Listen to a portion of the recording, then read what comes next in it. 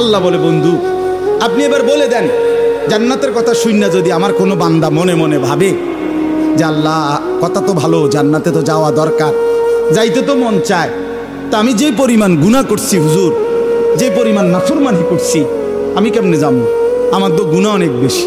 তা আল্লাহ বলেন, নাব্বি ইবাদি আন্নী আনাল গফুরুর রহিম।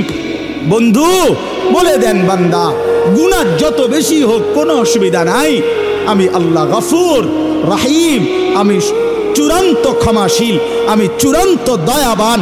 আসমান পর্যন্ত যদি গুনাহ পৌঁছে যায়, কসম আল্লাহর আমি ওয়াদা দিলাম মাফ করে দেব।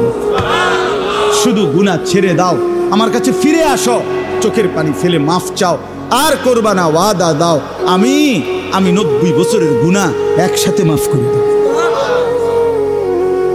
মাফ করে দেব, তোমার জন্যই তো বানাইছিলাম জান্নাত বান্দা, আমি রাইখা দিয়ে লাভ কি? আমি তো দিতেই চাই।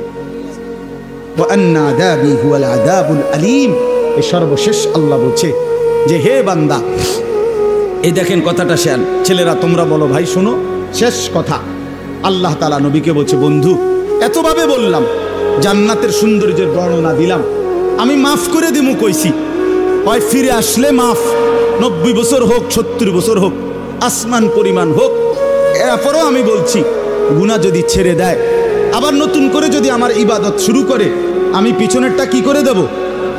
এরপরেও যদি কেউ গাদ্দারি করে, গাদ্দারামি করে, আল্লাহ বলে আমার কথা পাত্তা না দেয়, তো আপনি তারে বলে দিয়েন আন্না আযাবি হুয়াল আযাবুল আলীম।